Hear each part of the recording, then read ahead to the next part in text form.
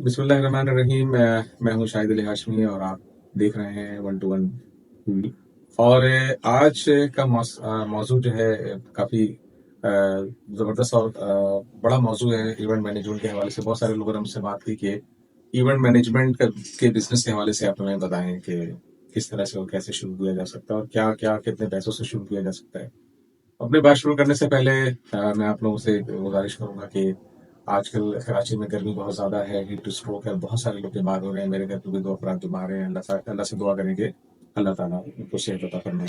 और बहुत गर्मी से अपने आप को बचाइए, बिला ज़रूरत बाहर ना निकलें और अपनी सेहत का ख्याल रखें और अपने घर के तमाम अफराद की सेहत का ख्याल रखें। इवेंट मैनेजमेंट के हवाले से जो मैं बात करूंगा, इवेंट मैनेजमेंट अगर देखा जाए तो बहुत बड़े पैसे से भी शुरू किया जा सकता है और बगैर पैसा खर्च किए भी शुरू किया जा सकता है। और इवेंट मैनेजमेंट का जो मौजू है ये मे बी कि आपको 2 पार्ट में आपको मैं दे पाऊँ, इसलिए कि एक कम्प्रिहेंसिव और बहुत बड़ा मौजू है। तो मैंने कुछ पॉइंट्स इसमें लिखे हुए हैं। इवेंट मैनेजमेंट में 3 तरह के इवेंट होते हैं जो खास तौर पे जो ज़्यादा ज़ेर मौजू हमारा रहेगा। वो एक तो ये कि पहला जो पॉइंट है जो सबसे ज़्यादा आसानी से शुरू किया जा सकता है और बहुत कम पैसों से, बगैर पैसों के शुरू किया जा सकता है, वो फैमिली इवेंट्स में है। जो फैमिली के जितने भी इवेंट्स होते हैं उसमें बिलखुसूस जो सबसे ज़्यादा प्रॉफिटेबल कह लें या जो आसानी से मिल सकता है। और इसमें जो रेफरेंसेस का बहुत बड़ा मतलब काम है। सारा कुछ इसमें रेफरेंसेस के ऊपर डिपेंड करता है कि आपके रेफरेंसेस कितने ज़्यादा हैं, आप अपने फैमिली में या आपके जानने वाले कितने लोग हैं, आपकी फैमिली कितनी बड़ी है। तो फैमिली इवेंट में जो सबसे मोस्ट जो कह लें कि इंटरेस्टिंग या मोस्ट जो होने वाला काम है वो वेडिंग की जो सेरेमनी होती है। अच्छा, वेडिंग में भी अब बहुत सारे अब जो ना मामलात हो गए हैं। वेडिंग पहले तो सीधे साधे तरीके से शादी होती थी, निकाह मस्जिद में हो गया और शादी तो खैर अब आजकल लोग इस तरफ थोड़े से राग़िब हैं कि निकाह तो एटलीस्ट जो है वो मसाजिद में हो रही हैं। अच्छा, इसमें कहीं-कहीं ऐसा होता है कि सिर्फ निकाह किया जाता है और रुखसती वगैरह का इवेंट बाद में होता है। तो जिसमें जो कंप्लीट एक शादी होती है उसमें माइयों है, मेहंदी है, बल्कि उससे पहले एक और भी एक नई चीज़ आ गई है जो मैंने अभी देखा कि बात पक्की का भी एक इवेंट होने लगा है। अच्छा, बहुत सारे लोग जो है इन तमाम चीज़ों से पहले एंगेजमेंट सेरेमनी करते हैं और फिर एंगेजमेंट अगर एंगेजमेंट हो तो फिर एंगेजमेंट के कुछ अरसे के बाद फिर बाकी चीज़ें हो रही होती हैं। बात यानी सबसे पहला जो होता है बात पक्की होती है, फिर बहुत सारे लोग उसको एंगेजमेंट पे ले जाते हैं। बहुत सारे लोग निकाह करके कुछ अरसे के लिए छोड़ देते हैं और उसके बाद फिर बाकी रुखसती और बाकी फिर सारे वहाँ से शुरू होती है। हम बात करते हैं उस शादी की जिसमें ये सारी चीज़ें हो रही हैं, यानी कि सबसे पहले बात पक्की हुई। बात पक्की का एक इवेंट लोग कर रहे हैं, छोटे-मोटे जो जिनके जैसे वसाइल हैं, बहुत सारे लोग तो खैर 4-5 अफराद में बात पक्की हो जाती है। बहुत सारे लोग उसको बड़े धूमधाम से कर रहे होते हैं। किसी के घर की पहली तकरीब होती है तो उसको बहुत ज़्यादा धूमधाम से किया जाता है। तो अगर बात पक्की हो गई उसके बाद फिर जो है निकाह हो गया, यानी कि रुखसती भी उसी में है। वो एक बड़ा इवेंट होता है और हॉल्स में होता है। तो जिनके बहुत सारे लोग इन तमाम चीज़ों में नहीं पढ़ना चाहते, वो कहते हैं कि भाई किसी इवेंट मैनेजमेंट वाले को पकड़ लो, वो सारी चीज़ें उनकी होती हैं। इसलिए उनके रिसोर्सेज ज़्यादा होते हैं। इसलिए अब तो एक और सिलसिला चल निकला है कि पहले आप हॉल बुक करा लें, उसके हिसाब से आप डेट लें, इसलिए कि हॉल्स आपको नहीं मिल रहे होते हैं। हमारे यहाँ जो हमारे रिहायशी इलाके हैं वहाँ इतनी जगह नहीं होती, गलियाँ बहुत पतली हैं और फिर बहुत सारे लोगों ने गली को अपने जो है ना आगे निकाल निकाल के अपने गैलरीज बना के अपने एक्स्ट्रा जगह लेके गली को इतना पतला कर दिया है कि उसमें से वहां से गाड़ी गुजरना भी बहुत मुश्किल होता है। तो वहाँ शादी की तकलीफ तो जरा और ज्यादा मुश्किल ही होती है। तो लेट सपोज के बात पक्की हो गई, उसके बाद फिर रुखसती या निकाह का सेरेमनी हो गया। और निकाह से पहले बहुत सारे घरों में मेहंदी की तकरीब होती है, माइयों की तकरीब होती है। फिर दोनों तरफ वाइसी वर्सा हो रहा होता है। ये दोनों चीजें लड़के की तरफ भी होती है, लड़की की तरफ भी हो रही होती है। और उसके बाद फिर जब ये सारी चीजें हो जाती हैं तो फिर वलीमे की बारी आती है। वलीमे में बहुत सारे लोग म्यूजिकल कंसर्ट भी कर रहे होते हैं अपने अपने हिसाब से, जिसका अपना जिस तरह के वसाइल होते हैं। तो वो ये भी एक इसमें एक इवेंट क्रिएट हो जाता है। वलीमा भी बहुत सारे लोग कर रहे होते हैं।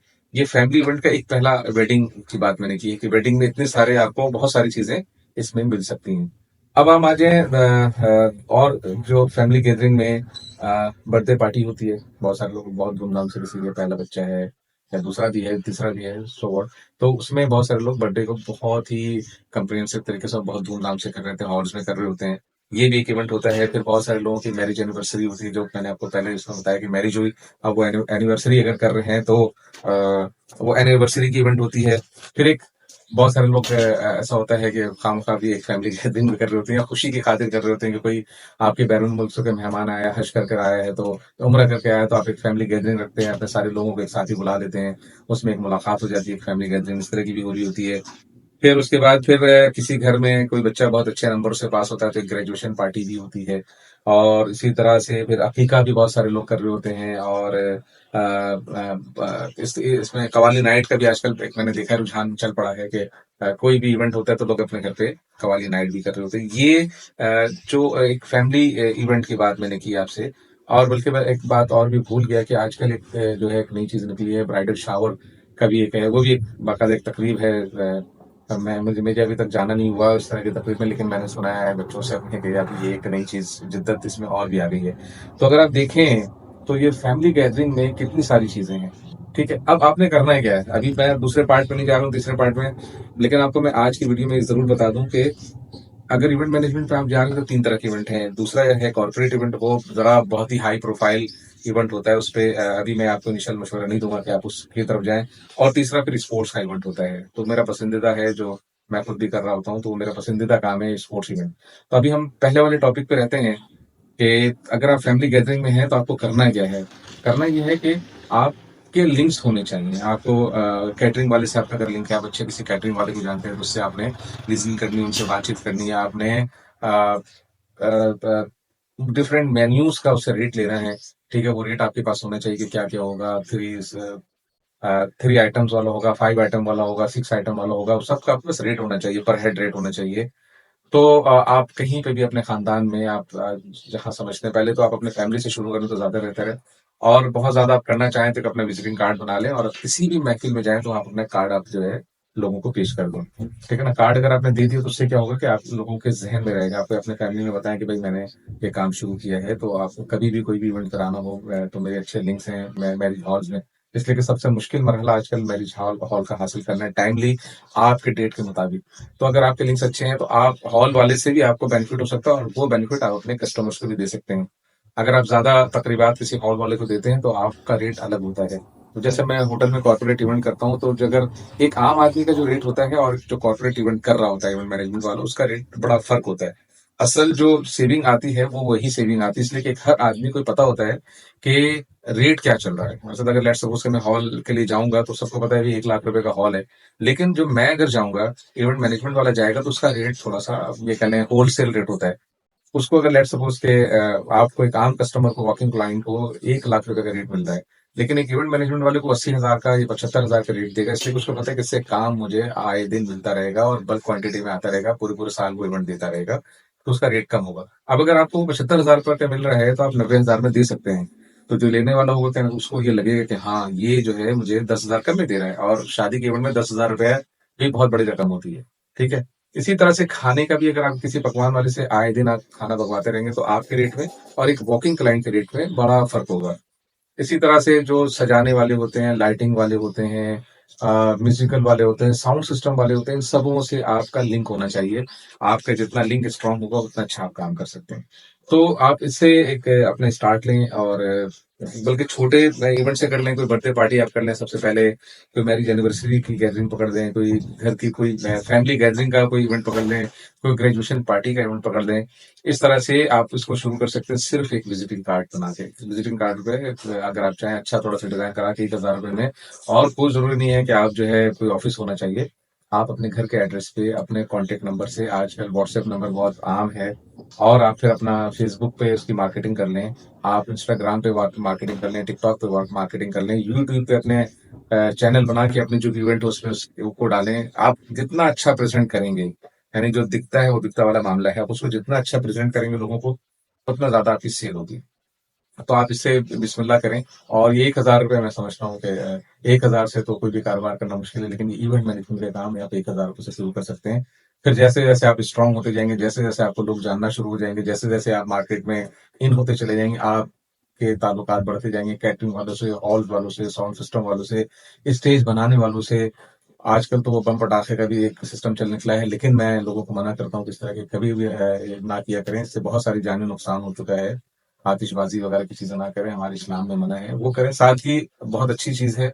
और आमतौर पे जो लड़कियों वालों पे बोझ ना डालें। एक ये मौजूद मेरा बिल्कुल अलग हो जाएगा। जहेज वगैरह के जो मामला होते हैं, इससे शादियां कम हो रही हैं। शादियों को आसान बनाना चाहिए। शादी को आसान करें, आसानियाँ दें, ख़ास तौर पे हर के यहाँ बच्चियाँ हैं और अगर फ़र्ज़ करें मेरा बेटा है, तो मुझे भी अपने आप को ये करना चाहिए कि किसी की बच्ची को मैं लेकर आऊँ, तो वो दहेज़ बिल्कुल मना कर दिया जाए कि भई हमें कुछ भी नहीं चाहिए और अल्लाह की शुक्र है कि बहुत सारे ऐसे लोग हैं जिन्होंने इस चीज़ को शुरू किया है और बहुत तेज़ी से ये मार्केट में है और बहुत सारे लोगों ने इस पे अमल करना शुरू किया है कि वो मना कर देते हैं दहेज़ के लिए। तो ये एक बात में बात हुई तो मैंने आपसे कह दिया कि इसको भी हमें फ़रोग़ देना चाहिए। हमें शादी को आसान करना चाहिए। तो आजकल ये है कि आपके जैसे हज बहुत मुश्किल हो गया है और आम प्लेज़र ट्रिप्स जो है ना बहुत आसान हो गया है। तो हमें जहाँ हम आसानी कर सकते हैं, हमें आसानी करना चाहिए और जितनी हम किसी की हेल्प कर सकते हैं, हमें हेल्प करनी चाहिए। इस दुआ के साथ इंशाअल्लाह इसका पार्ट 2, पार्ट 3 मैं आपको जो मैंने आपको बताया कॉर्पोरेट इवेंट और स्पोर्ट्स इवेंट्स, इसके पार्ट 2 में मैं आपको कोशिश करूँगा कि एक ही वीडियो में वो दोनों आपके पार्ट कवर हो जाएँ। लेकिन चूँकि ये बहुत बड़ा मौज़ू है और जो आगे आने वाला मौज़ू है, वो बहुत ही समझने के कॉम्प्रिहेंसिव है इसलिए कि वो बड़ा इवेंट है, उसमें बड़े पैसे कमा सकते हैं, लेकिन उसमें आपको पैसे लगाना पड़ेगा, आपका ऑफ़िस का भी सेटअप होना चाहिए, आपके पास एनटीएन होना चाहिए, आपकी कंपनी होनी चाहिए, कंपनी रजिस्टर्ड होना चाहिए। तो वो मैं इंशाअल्लाह सेकंड उसमें एपिसोड में इस पे बात करूँगा। अपना बहुत ख़्याल रखिएगा, अपने वालिदैन का बहुत ख़्याल रखिएगा, अपने पड़ोसियों का बहुत ख़्याल रखिएगा, अपना बहुत ख़्याल रखिएगा और आखिर में ये कि मेरे चैनल को ज़रूर लाइक करें, सब्सक्राइब करें और आगे शेयर करें। ये सदका जारिया के तौर पे मैं ये काम कर रहा हूँ, आप लोगों को बता रहा हूँ और ताकि लोग बेरोज़गार ना रहें। बेरोज़गारी बहुत बड़ी लानत है और इसकी वज़ह से बहुत सारे लोगों ने खुदकुशियाँ की हैं, खुदकुशी इस्लाम में हराम है। आखिर में ये भी कहूँगा कि अपने अड़ोस-पड़ोस में ख़्याल रखेंगे, कौन ऐसा है जो बेरोज़गार है, उसकी जो मदद आप कर सकते हैं करें। अपना बहुत ख़्याल रखिएगा। अल्लाह हाफ़िज़। अस्सलाम वालेकुम।